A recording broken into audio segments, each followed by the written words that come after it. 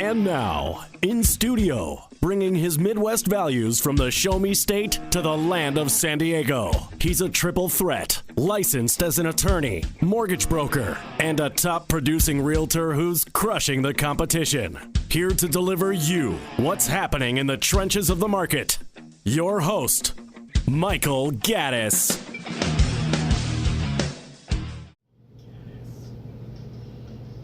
Welcome to the Michael Gaddis Show on AM 1170 The Answer. I am your host, Michael Gaddis, on my new night and my new time. I'm really excited about moving to Mondays at 7.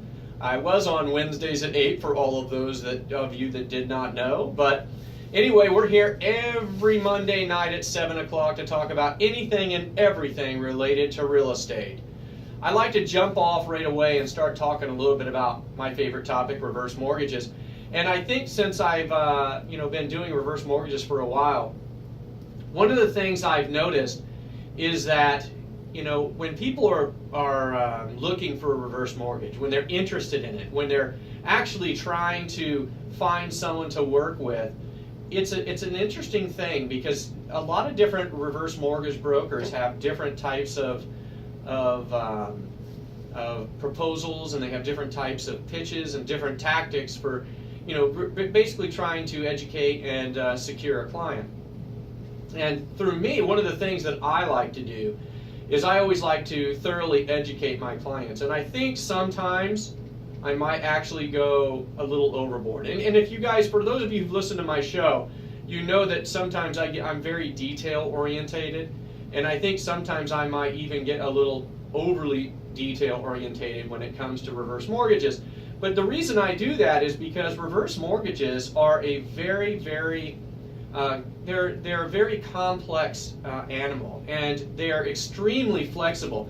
If you have an entire street, and there's 10 houses on this street, and every senior on the street were to get a reverse mortgage, it is possible that every single senior could utilize the reverse mortgage in a different way. And I think that it's really important that when you're shopping for a reverse mortgage, that the first thing you do is you know what you're shopping for. And one of the things I found are that a lot of people don't even realize what they're being proposed. I had a person not too long ago, they had a proposal when I went to their house, and I said, well, which reverse mortgage product are you getting a proposal on? They said, well, we're not sure. And I said, well, what do you mean? They said, well, we're confused. We think it's a reverse mortgage is just a reverse mortgage. And I said, no. Reverse mortgages have different programs within them. So which program are you getting?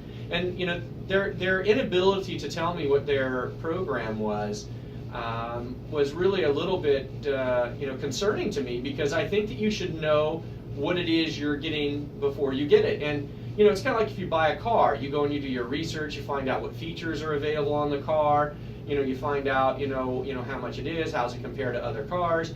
You do that type of thing. You need to do the same thing with reverse mortgages.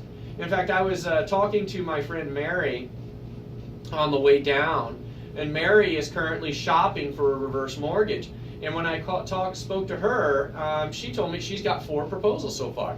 And I said, well, that's good. I said, because you really need to compare and contrast people, and keep in mind, it's not just about the product itself. It's about working with the personality of the person that you're dealing with, because it's a process from beginning to end, and you want to make sure that whoever you're working with has got your best interests in mind, not just at the beginning of the transaction, but at the end of the transaction and thereafter. So I think Mary's doing a really good job of really trying to make sure that she finds the best person and the best fit for her.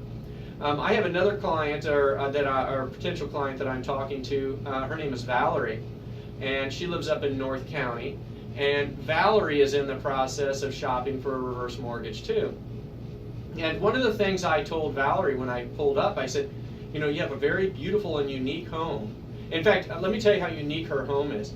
When you walk inside her house, it's an older home that they have since did remodeling to make it feel like it still is in that age, but it's not. Like their stove and their oven looks like it's a throwback stove, but if you lift up the top, the inside you can see all the digital things. So it's one of those things. The house is amazing. It really has a comfortable feel to it. But my favorite aspect of her house is when you walk into her living room, she's an artist, and I mean an artist. She has this mural on her wall, and she did an incredible job drawing her family.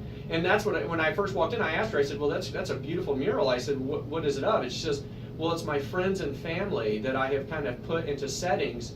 And it's kind of a camping setting is what it is. And each one of her family and friends are doing something different in the setting.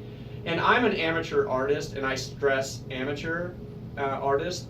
I have the ability to draw things only if somebody else draws it first. So if you draw something, then I can draw it from your drawing, but I cannot seem to draw it from scratch. She can draw it from scratch. And when I looked at her mural, it really kind of put an idea in my head about what I would do with my family and friends if I had a mural like that. You know, what would I place them to do? But the most interesting thing about Valerie's mural was that she said her sister-in-law did not want to be put into the mural unless she was sitting next to Jean-Luc Picard.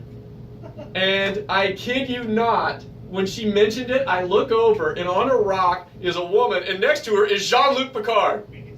It was, oh yeah, make it so. I mean, I just was smiling from ear to ear for like a week because it was so amazing to see that. I mean, and I didn't notice it at first. It's one of those things that's right out in front of you, and you don't see it.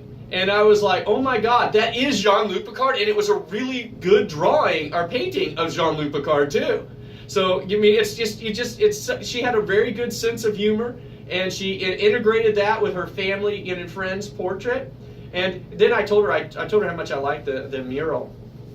And she said, yeah, she goes, and if you look up in the very upper right-hand corner, because this mural was from floor to ceiling. And up in the very left-hand corner, she has some of these wood rafters in her house. And she says, if you look up in the very right-hand corner, very small, you'll see the Enterprise. And I said, no kidding. So I'm looking up, and behind a rafter, there's a little Enterprise up there. And I said, you know, there's a person with a sense of humor. There's somebody who integrates things, and it's one of those things I mentioned. It's so obvious you don't see it. Now, the Enterprise was a little more hidden, but the fact that Jean-Luc Picard's there, and when you see him, he's so distinct looking, you can't miss him. Now, every time I look at that mural, it's like glaring out at me, Jean-Luc Picard. No, I'm serious. That's great stuff. And so, you know, you just never know. But, I mean, she's a very talented artist, and I just wanted to throw a shout out to her mural because it was an exceptional mural. But shopping for reverse mortgages is a very, very, it can be time consuming. I would tell you that if you're interested in a reverse mortgage, or someone that you know is interested in a reverse mortgage, from beginning to end, from the time that you say, yeah, you know what, I might be considering it, to the time that you actually, you know, go to HUD counseling and sign an application, usually it takes 60 to 90 days. At least on average, it takes that long for people to really thoroughly digest what they're getting, make that decision, you know, find the person that they want to work with, and go from there. And, you know, I take pride in the fact that, you know, with my clients, you know, and one thing that I always tell them, it has to do with ethics. You know, every mortgage broker has a certain level of ethics. You know, we have ethical standards in the mortgage industry. You have to meet a certain level of it.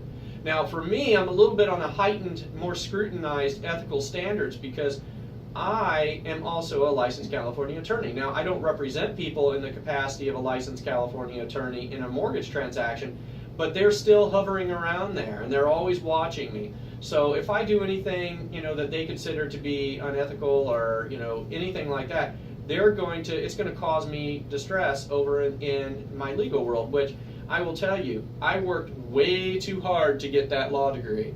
And it took me a lot of time, it took me a lot of money, a lot of sleepless nights, a lot of coffee.